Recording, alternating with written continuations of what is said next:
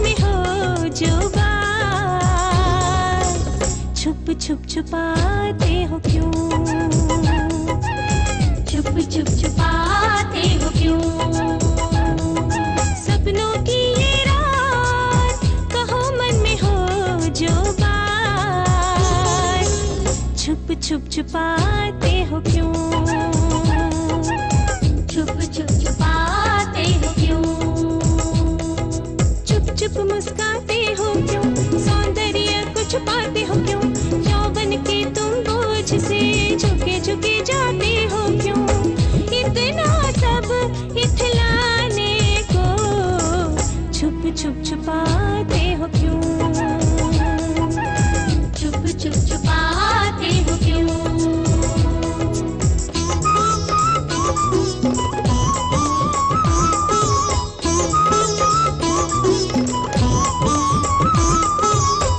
अधरों की नरम पंक्तियों को, सुर की मधुर गुंजारों को, बेबस सांसों की सिहरन को, अपने मन की इस धड़कन को छुप छुप छुपाते हो क्यों? छुप छुप छुपाते हो क्यों?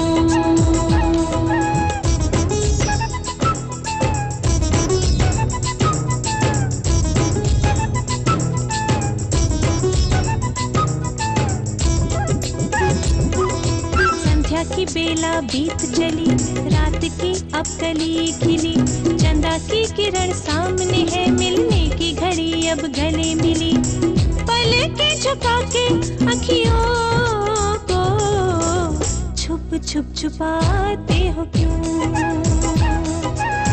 छुप छुप छुपाते हो क्यों? अति उत्तम, अति उत्तम। सुवासिनी, तुम्हारी जितनी प्रशंसा की जाए कम है। मांगो, जो चाहोगी मिलेगा। महाराज, मैं अमात्य राक्षस के विषय में एक ऐसा समाचार देना चाहती हूँ जो इन्होंने आज तक आपसे छिपा कर रखा है। हैं? ये हम क्या सुन रहे हैं राक्षस? सम्राट, स्वयं मेरी समझ में नहीं आ रहा है कि सुवासिनी कहना क्या चाहती हैं। मैं यही कहना चाहती हूँ महाराज कि अमात्य राक्षस भी बहुत ही मधुर गाते हैं। ओह, अच्छा तो ये बात है। मेरी एक प्रार्थना है महाराज। प्रार्थना नहीं, इच्छा व्यक्त करो। महाराज, आज के इस शुभ अवसर पर अमात्य राक्षस का गायन भी होना ही चाहिए। अमात्य सम्राट, सुवासिनी की इच्छा पर आपको गाना ही होगा। जो आज्ञा महाराज।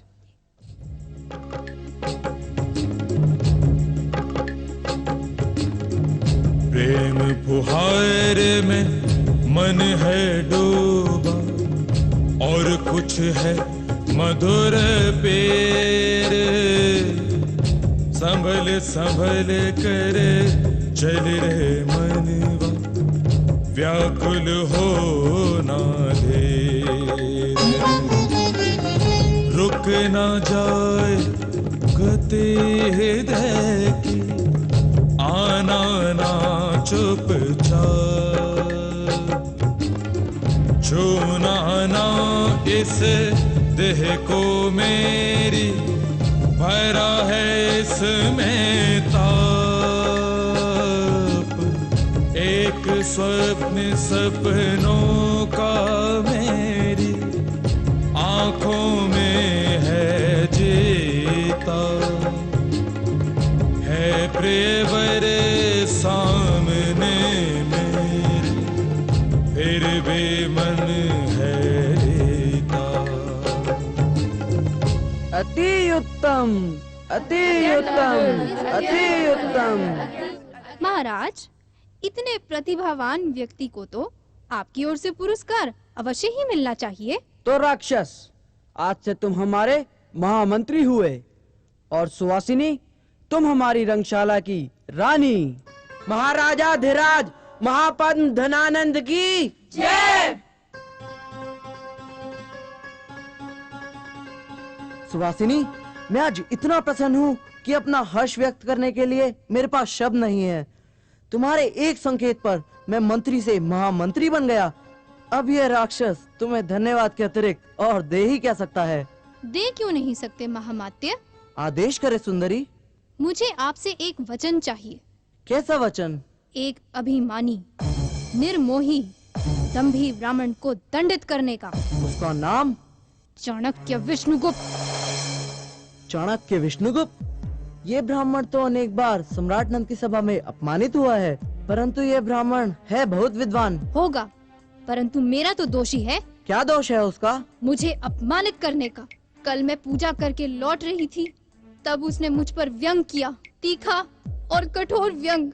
क्या कहा उसने? उसने कहा, संसार में ऐसी ऐसी कुमारियां भी हैं जो मृत्यु के भय या पेट की ज्वाला के कारण चरित्रहीन हो जाती हैं। अब आप ही बताएं, क्या मैं ऐसी हूँ? ऐसी?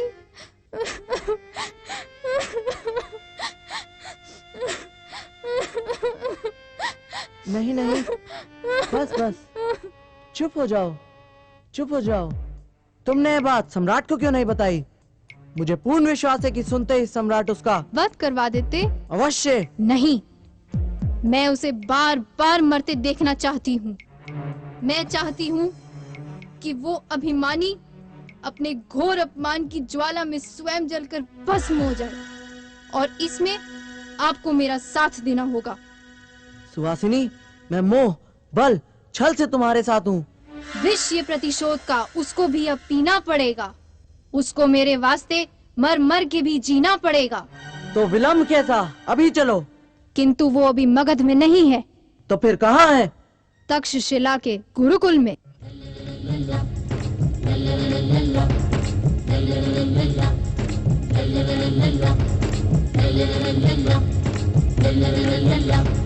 तक्षशिला का आंगन है, ना मंदिर ना कोई भवन।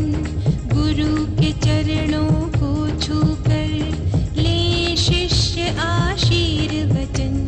गुरु बिन ज्ञान नहीं मिलता, कथा नहीं है सत्य वचन।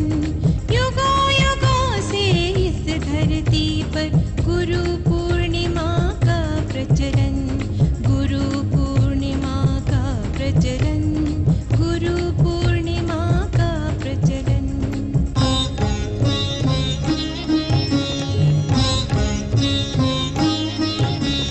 मानवता का पाठ पढ़ाकर जीवन किया उजाला। धर्म अधर्म का भेद बता उन्हें ज्ञान दान दे डाला। जो शिष्य मिले थे मिट्टी से उन्हें वीर पुरुष में ढाला। मन में सुख चाणक्य के, आंखों में ध्वंस की ज्वाला। गुरु शिष्य परंपरा का है ये अद्भुत लेखा। सुना तो होगा तुमने पर होगा ना ये देखा। होगा ना ये देखा। ला ला ला ला ला ला ला ला ला ला ला ला ला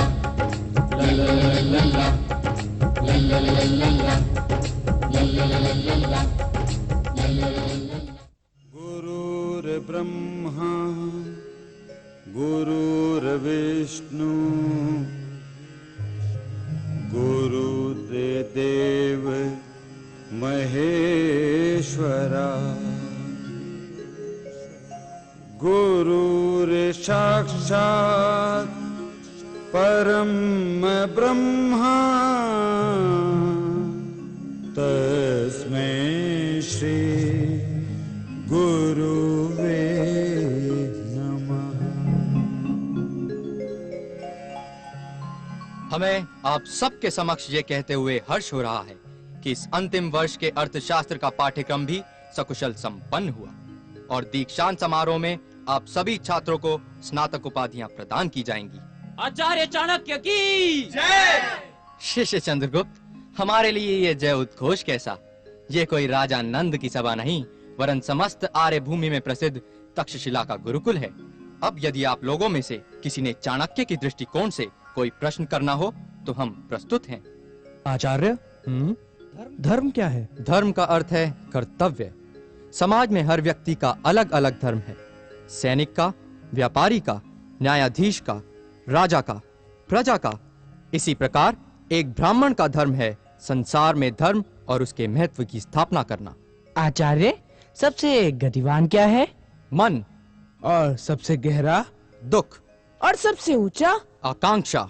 और सबसे उत्तम? कर्तव्य। और नीचतम? दुष्कर्म। आचार्य, असहाय कौन है?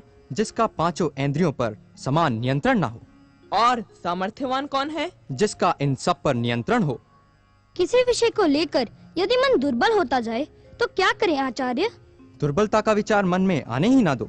अपनी शक्ति को पहचानने का सामर्थ्य मनुष्य में होना ही चाहिए। यदि नहीं है तो उसका विकास करो। आचार्य, संसार में धनवान कौन है? जिसे अभिलाषा ना हो। और निर्धन कौन है? जिसे धैर्य ना हो। किंतु आचार्य, निर्धन तो उसे कहते हैं जिसके पास धन नहीं होता। धनवान और निर्धन का धन से कोई संबंध नहीं है।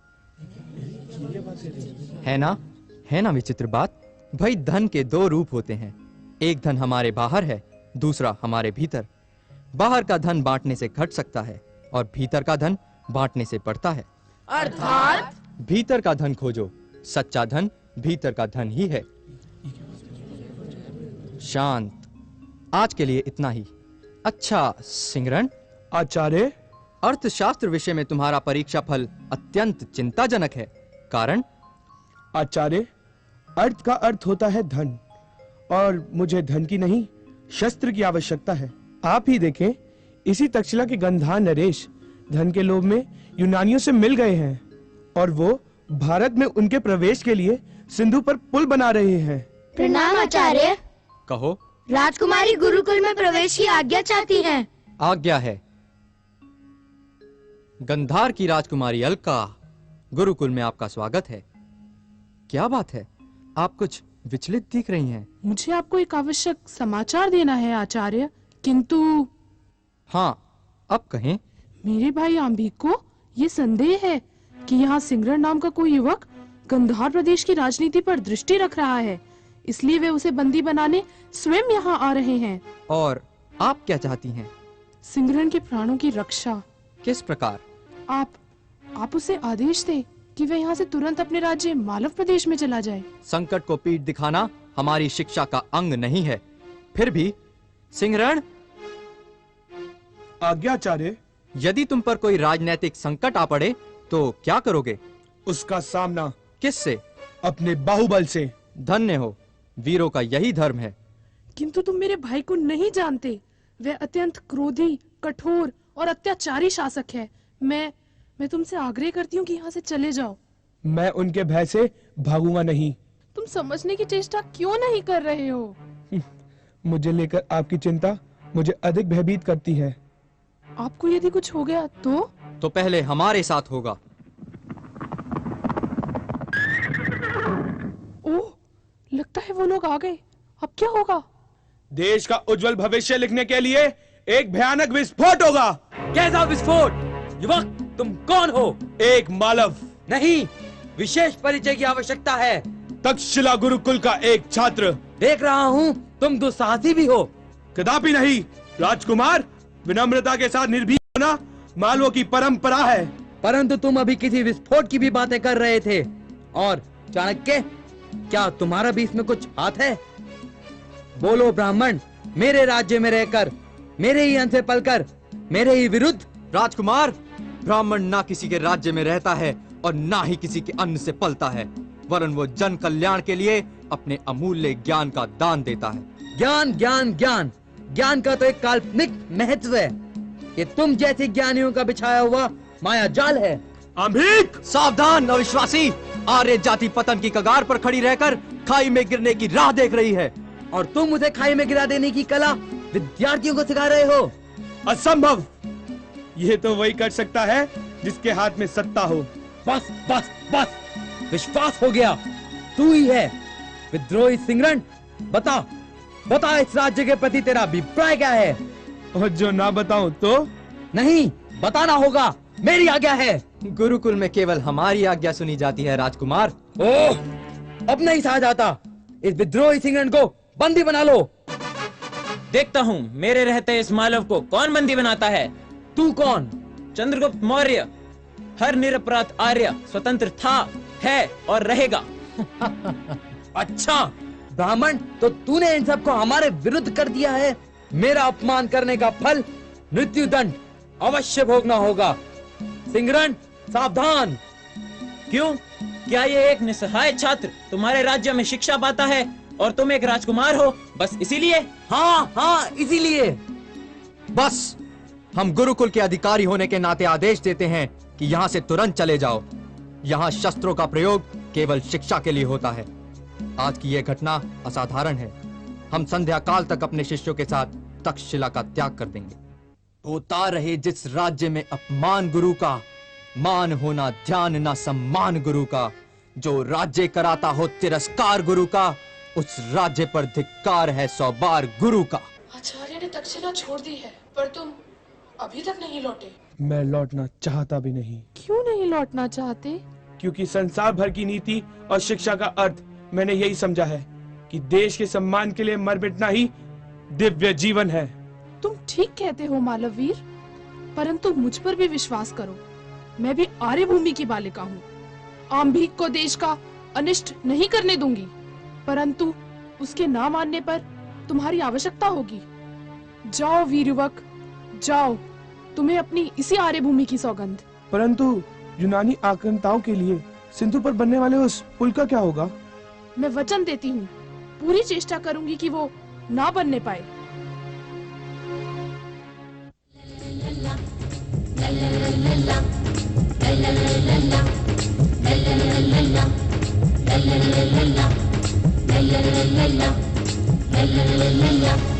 सिंधु से पार उतरने की यूनानी ने की तैयारी। मिली भगत थी आम्भीक की, रक्षक बने प्रहारी। अलका ने था दिया वचन की, फुल्ला बनने दूंगी। भाई स्वयं बना है शत्रु, अलका की लाचारी। सिंधु पर बन गया जो पुल, तो कैसे रुके लुटेरा। देश हुआ पराधीन, तो फिर क्या तेरा क्या मेरा। घर में बैठे द्रोही का है ये अद्भुत रेखा। सुना तो होगा तुमने पर होगा न ये देखा, होगा न ये देखा, होगा न ये देखा, होगा न ये देखा।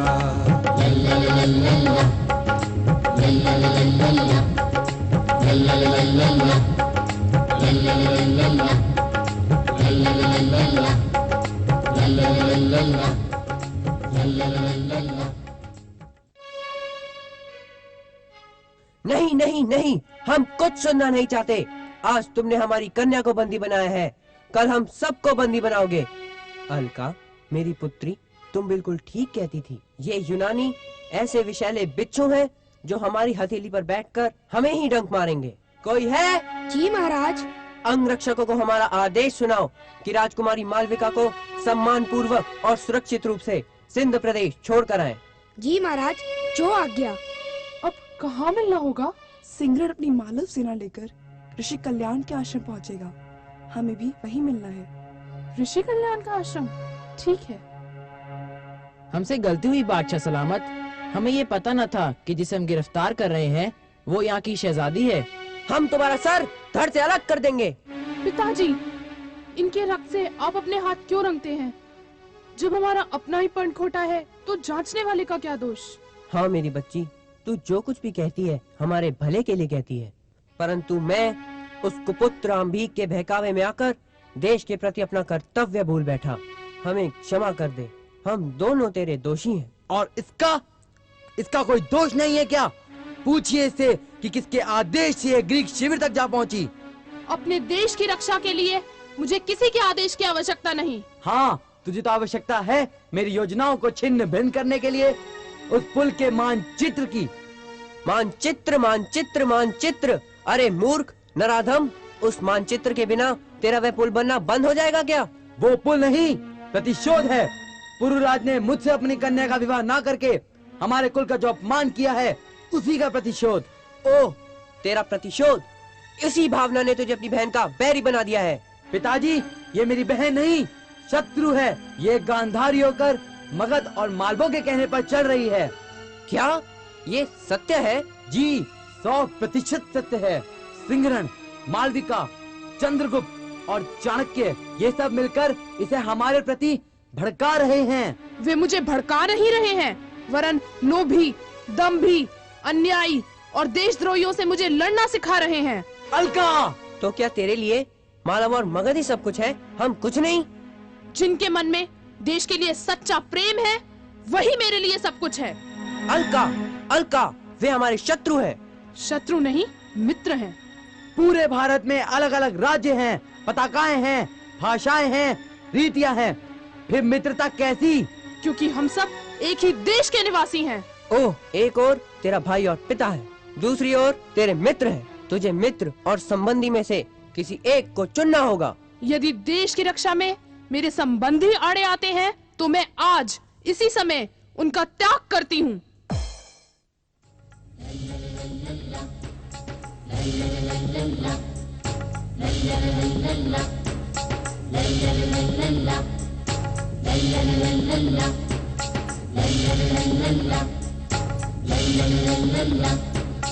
चाणक्य के शिष्य पहुँचे मगध की राजसभा में, होगी परीक्षा बुद्धि की अब पहली बात हवा में।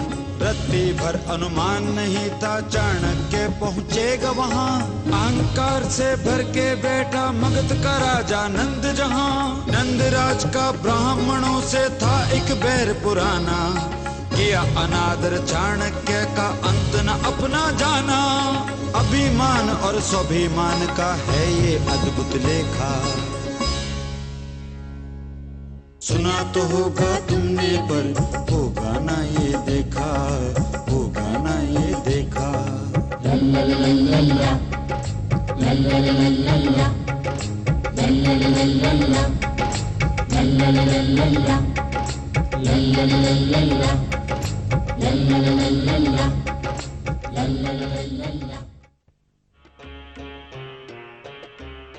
मगध सम्राट महापद्म धनानंद की जय। उपस्थित सभासदों, आज का दिन हमारे लिए किसी त्योहार से कम नहीं। हमारी पुत्री कल्याणी आज फिर सभा में पधारी हैं। सम्राट नंद की सुपुत्री राजकुमारी कल्याणी की जय। महामात्य राक्षस, क्या समाचार है? तक्षशिला के स्नातक राजधानी में लौट आए हैं और सभा में उपस्थित होने की आज्ञा चाहते हैं। प्रस्तुत किया जाए। जो आज्ञा सम्राट। अमात्य वररुचि, सम्राट क्या सोच रहे हैं? जी, मुझे आज से 26 वर्ष पूर्व का समय याद हुआ आया, जब मैं भी तक्षशिला से शिक्षा प्राप्त करके बड़े महाराज के समक्ष इसी सभा में उपस्थित हुआ था। सम्राट की जय। स्वागत है अमात्य वररुचि। सम्राट, परीक्षा आरंभ हो। रुक जाएं। एक बार परीक्षा में सफल होने के उपरांत उन्हीं स्नातकों की दोबारा परीक्षा ली जाए, ऐसा कोई नियम नहीं है। नियम नहीं, यहाँ हमारा आदेश चलता है। इस प्रकार स्नातकों की परीक्षा लेना शिष्यों का ही नहीं, उनके गुरु का भी अपमान है। लेकिन इस प्रकार बिना आज्ञा के सभा में प्रवेश कर हमें भाषण देने का तुम्हें क्या अधिकार है? क्षमा करे सम्राट, इन्हें पूर्ण अधिकार है। तो क्या यही तुम लोगों का गुरु है? जी, यही हमारे गुरु हैं। ओह, चाणक्य विष्णुगुप्त, तुम फिर आ गए। चाणक्य विष्णुगुप्त? सम्राट, यही है वह चाणक्य जिसने आपकी रंगशाला की रानी सुवासिनी का अपमान किया था। इसे तुरंत दंडित करना चाहिए। महामात्य राक्षस, सावधान! नहीं चंद्रगुप्त, ऋषि वक्रनाश के कुल से संबंधित इस व्यक्ति को हम जानते हैं। ये बहुत विद्वान है, किंतु बेचारा लाचारी में सम्राट की चाकरी कर रहा है। स्पष्ट करो, तुम कहना क्या चाहते हो? यही कि जिस प्रकार एक ही जीव 2 बार मर नहीं सकता, ठीक उसी प्रकार दोबारा परीक्षा लेना पूरे शिक्षा तंत्र के प्रति एक अपराध है। ऐसा केवल आप मानते हैं, सम्राट नहीं। परीक्षा लेना ना लेना सम्राट के अधिकारों पर निर्भर करता है। सम्राट की सभा में दोबारा परीक्षा लेने की प्रथा आज की नहीं, पीढ़ियों से चली आ रही है। ऐसी प्रथा को अपराध की संज्ञा देना अपने आप में ही एक अपराध है। ऐसे जघन्य अपराधी को तुरंत बंदी बना लेना चाहिए। परीक्षा का संबंध राज्य के आर्थिक कारणों से है। राज्य की आर्थिक दृष्टि में एक एक पर्ण का मूल्य है। सम्राट के अतिरिक्त कौन आंकलन करेगा कि इनकी शिक्षा में लगाए हुए धन का सदुपयोग हुआ या दुरुपयोग? जिस धन के सदुपयोग दुरुपयोग की आप चर्चा कर रहे हैं वह धन जनता का ही धन है।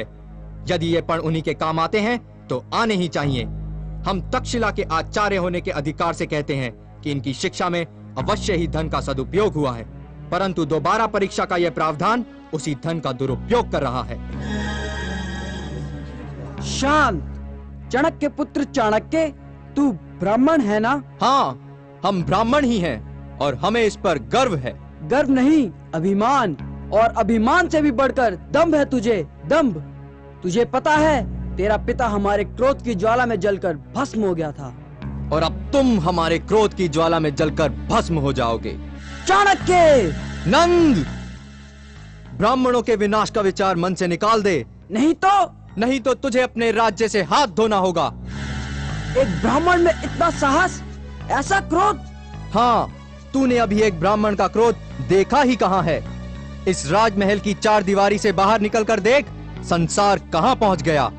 तुझे तो ये तक नहीं मालूम कि सिकंदर की यूनानी सेनाएं सिंधु नदी तक आ पहुंची हैं। गंधार का भावी नरेश आंभीक उनका साथ देने के लिए सिंधु पर सेतु बना रहा है। आसपास के छोटे छोटे राज्यों में इतनी शक्ति नहीं कि सिकंदर की सेना को रोक सके। हाँ, केवल एक साहसी राजा है जिसने सिकंदर से युद्ध करने की ठानी है, और वो है पौरव। सिकंदर और पौरव को युद्ध करने दे। तू ब्राह्मण है, जाके भिक्षा मांग।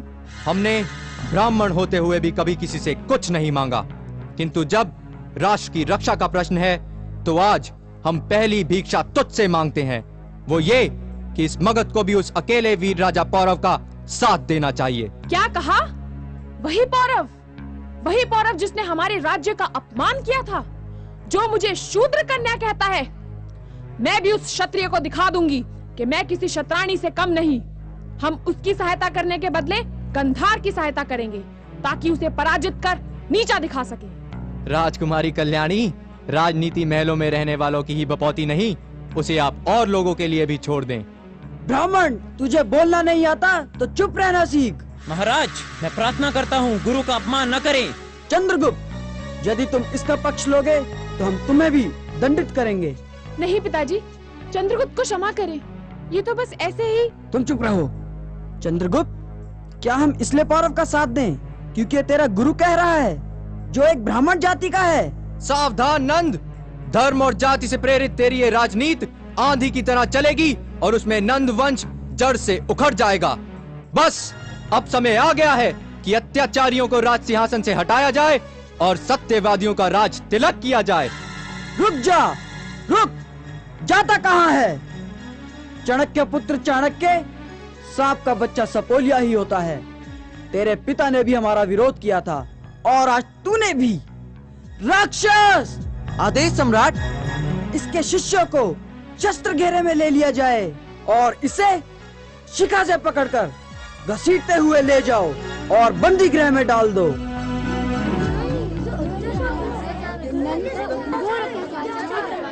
सावधान, मैं काल की ज्वाला हूँ, मैं विष का महासागर, भूचाल का मैं वेग, मैं भाग्य का चक्कर। जब तक हृदय में शांति है तब तक मलय हूँ मैं, भर जाऊं यदि क्रोध में तो फिर प्रलय हूँ मैं। खींच ले ब्राह्मण की शिखा, अत्याचारी राजा के अन्न से पले हुए राक्षस, खींच ले। परंतु यही शिखा एक दिन नागिन बनकर नंद वंश को डस लेगी, और तब तक नहीं बंधेगी जब तक नंद वंश का सर्वनाश न कर दे। खींच ले।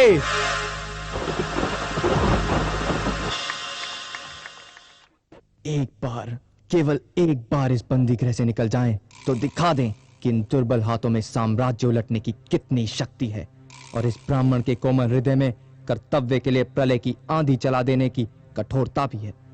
चाणक्य वो दीवार नहीं जो थोड़ी सी ठेस लगते ही भर भरा कर गिर पड़े। हम आज प्रण लेते हैं कि जीवन में कभी किसी से दया नहीं मांगेंगे, और अवसर तथा अधिकार मिलने के बाद किसी पर दया करेंगे भी नहीं। चाणक्य, कैसे हो? तुमसे तो अच्छे ही हैं। हमारी बातें ध्यान से सुनो। हम तुम्हें इस बंदी गृह से छुटकारा दिलाने आए हैं, परंतु उसके बदले में तुम्हें सम्राट के लिए एक छोटा सा काम। बस चुप हो जाओ। तुम समझते क्यों नहीं चाणक्य विष्णुगुप्त? मैंने महामात्य ने तुम्हारे लिए सम्राट से अनुरोध किया है कि राक्षस चले जाओ यहाँ से। और अनुरोध तुमने किया है, हमने नहीं। परंतु तुम एक ब्राह्मण हो, त्याग और क्षमा तुम्हारा धर्म है। क्षमा कर दूं और उस अत्याचारी राजा को? कदापि नहीं। हट न करो, तुम्हें बस गांधार राज्य के गुप्त समाचार सम्राट तक पहुंचाने हैं। इसके लिए तुम्हें सोने चांदी से तौल दिया जाएगा। धन हमारे जीवन का लक्ष्य नहीं, लक्ष्य है नंद वंश का नाश। ब्राह्मण देवता, सम्राट ब्राह्मणों के शत्रु नहीं है। मैं भी तो ब्राह्मण हूँ और मंत्री भी। मौत के डर और धन के लोभ ने तुझे चाटुकार बना दिया है। तूने लोहे और सोने के सामने अपना शीश झुका लिया है। तूने एक राक्षस को अपना देवता मान लिया है और अब मुझे भी चाटुकारिता का पाठ पढ़ा रहा है। तुझे ब्राह्मण कहते हुए मुझे लज्जा आती है। बस बस बस, बहुत हुआ। हम अंतिम बार कहते हैं, अब भी मान जाओ, नहीं तो तुम्हें अंधे कुएं में डाल दिया जाएगा। बोलो। नहीं नहीं नहीं। ओह हट्टी ब्राह्मण, तो क्या तुझे अपने प्राण का भी मोह नहीं? नहीं नहीं नहीं। तो मैं इस कटार से तेरा शरीर छलनी छलनी कर दूंगा। सावधान, यदि तू ब्राह्मण न होता तो मैंने यही तेरे शरीर के टुकड़े टुकड़े कर दिए होते। सैनिकों, इसे बंदी बना लो। चिल्लाने का कोई लाभ नहीं है महामात्य। मरे हुए लोगों में बोलने की शक्ति नहीं होती। मेरी खड़क की धार पर लगा हुआ ये रक्त साफ कह रहा है कि तुम्हारे सैनिक अब जीवित नहीं रहे। पुत्र चंद्रगुप्त, इसीलिए हमें तुम जैसे शिष्यों पर गर्व है। और मुझे आप जैसे गुरु पर। सावधान, यदि आप लोग जीवित रहना चाहते हैं तो हमारा पीछा करने की भूल न करें। आए गुरुवर।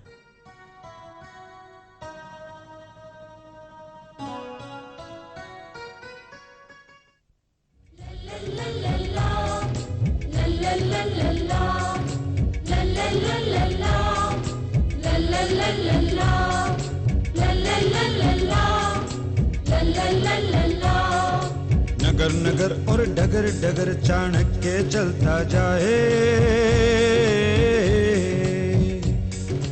कैसे ले अपमान का बदला बात समझ ना आए। सूझी युक्ति हुआ सवेरा, धुंध का मिट गया घेरा। कूटनीति और राजनीति के शास्त्र नए बनाए, मन में नया विश्वास चाणक्य आगे बढ़ता जाए। चाणक्य के दृढ़ विश्वास का है ये अद्भुत लेखा। सुना तो होगा तुमने पर होगा ना ये देखा, होगा ना ये देखा।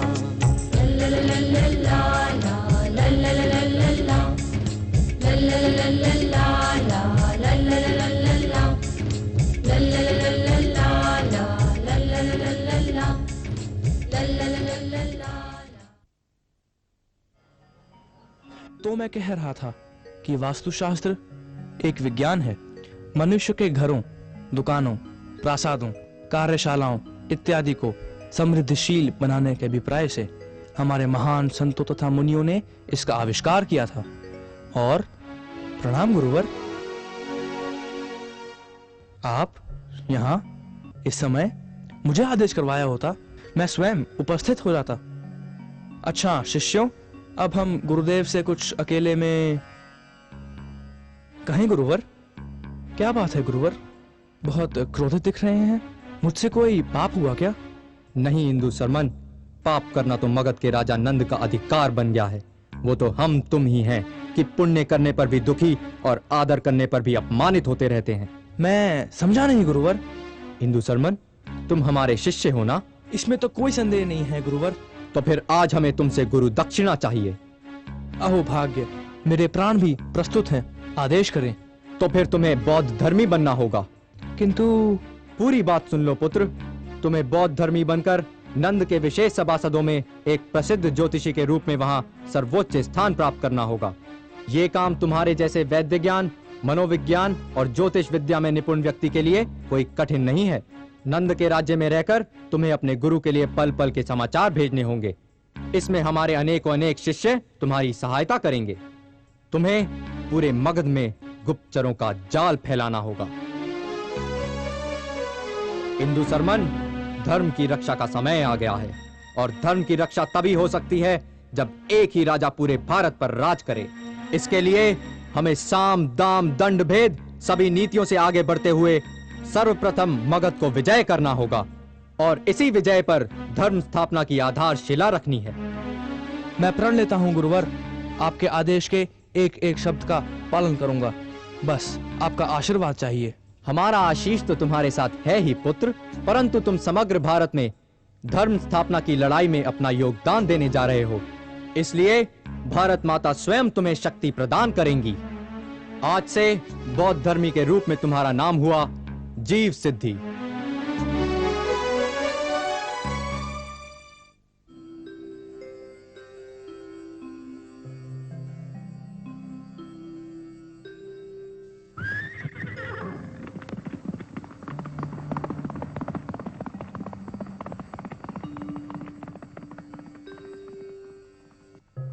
हाँ अलका, इन यूनानियों के बीच में आ जाने से तुम्हारी जो बात अधूरी छूट गई थी उसे पूरा करो। चाणक्य और चंद्रगुप्त को लेकर तुम्हारे मन में क्या शंका है? प्रणाम महात्मन। सुखी रहो। लो, ये तो स्वयं यहाँ आ गए। अब इन्हीं के समक्ष अपनी बात कहो। महात्मन, ये दोनों महाशय जो आपके सामने खड़े हैं, पहले मैं इन दोनों पे अटूट विश्वास करती थी, किंतु आज इन पर से मेरा विश्वास उठ गया है। ये दोनों अवश्य ही यूनानियों से मिले हुए हैं। असंभव अलका पुत्री, असंभव। तुम अभी चाणक्य को पूरी तरह नहीं जानती। मैं जानता हूँ। और जहाँ तक चंद्रगुप्त का प्रश्न है, तो ये एक ऐसा सोना है जो चाणक्य नामक कसौटी पर 100% खरा उतरा है। फिर भी आपका आदेश हो महात्मन, तो मैं राजकुमारी की शंका पूरी तरह दूर कर दूं। हाँ हाँ कहो। राजकुमारी, लगता है आप वहाँ कुछ देर से पहुंची थीं। उससे पहले वही यूनानी सेल्यूकस एक शेर से मेरे प्राणों की रक्षा कर चुका था। जी, मुझे क्षमा करें आप लोग।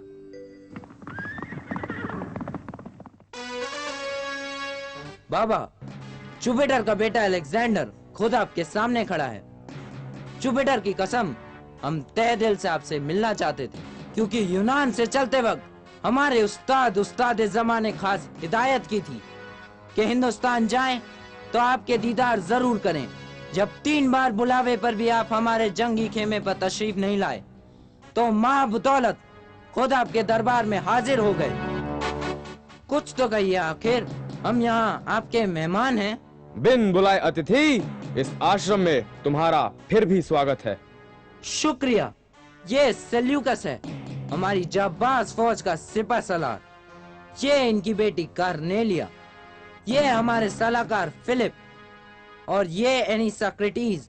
इनसे तो आप वाकिफ ही हैं। ये 3 बार हमारा बुलावा लेकर आपके पास हाजिर हो चुके हैं। बड़ा नाम सुना है आपका। सुना है जो बात कहते हैं पत्थर की लकीर हो जाती है। हमारे लिए भी कुछ दुआ कीजिए बाबा। हम पूरी दुनिया को फतह करने की नीयत से निकले हैं। संसार भर को जीतने का सपना देखने वाले अलेक्जेंद्र, तूने हमारे देश में आकर बहुत बड़ी भूल की है। यदि अपनी भलाई चाहता है तो अब भी लौट जा। जान हथेली पर रख के निकले हैं बाबा, और लौट कैसे जाएं? यहाँ के समंदर में मोती है, जमीन में जाफरान, जंगलों में संदल है, पूरे मुल्क में दौलत का अंबार लगा है। ये वो ही मुल्क है जहाँ से तू खाली हाथों वापस आएगा, और अपने देश यूनान लौट भी पाएगा या नहीं, कौन जानता है। ये दुआ नहीं है बाबा, बद दुआ है। लेकिन जुपिटर के बेटे को परवाह नहीं, जिसने ईरान, तुरान, मिस्र, काबुल, कंधार सैकड़ों मुल्कों पे फतेह पाई है, उसे अपनी शमशीर पे पूरा भरोसा है। तलवारों की भाषा में बात करने वाले सिकंदर, यहाँ तलवार का उत्तर अस्त्र से दिया जाता है। महात्मा कल्याण की जय। आपके बारे में जैसा सुना था बाबा, वैसा ही पाया। लेकिन जंग करने के हमारे भी कुछ उसूल हैं। दरअसल हम वहाँ अपना जौहर नहीं दिखाते जहाँ से हमें कुछ हासिल ना हो। हाँ, क्योंकि लूट का माल खाना तुम यूनानियों के भाग्य में लिखा है। आपकी तारीफ। बादशाह अलेक्जेंडर, ये वो ही शख्स हैं जिसका जिक्र मैंने आपसे किया था। ओ, माँ बदौलत को याद आया, तो क्यों ना अपने खेमे पर इन्हीं की दावत की जाए। कहिए, आपको हमारे खेमे पर आना मंजूर है? स्वीकार है। चंद्रगुप्त को आपका निमंत्रण स्वीकार है। बाबा, हमारा मुकाबला तो उस पोरस से है जिसने हमारा खिराज नामंजूर कर सिकंदर की गैरत को ललकारा है। और बाबा, अब हम आपके दीदार करने तभी यहाँ आएंगे जब पूरे हिंदुस्तान पर अपना झंडा लहरा देंगे। सावधान सिकंदर, इसे देख, भारत का भावी सम्राट तेरे सामने खड़ा है। उम्मीद उम्मीद उम्मीद। सिंधु के पार खड़ा दुश्मन करता अपनी तैयारी है। जाग जाग तू वीर मगध के, आई तेरी बारी है, आई तेरी बारी है।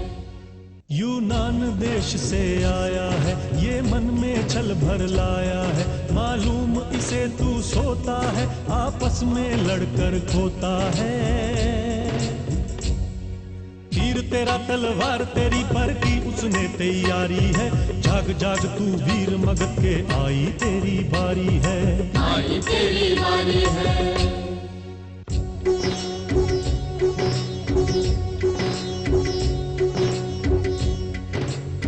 सोने की चिड़िया देश तेरा, चिड़िया पे आंख लगाई है। यूनान का रहने वाला है, बरसों से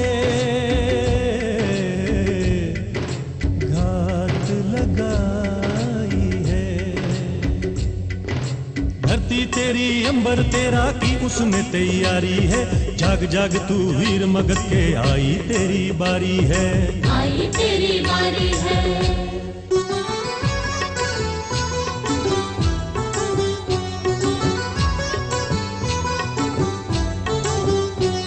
ये देश को तेरे जाने हैं, तुझसे ज्यादा पहचाने हैं। धुन तेरी में गाता है पर अपने बोल सुनाता है। सुर तेरा सरगम तेरी पर की उसने तैयारी है।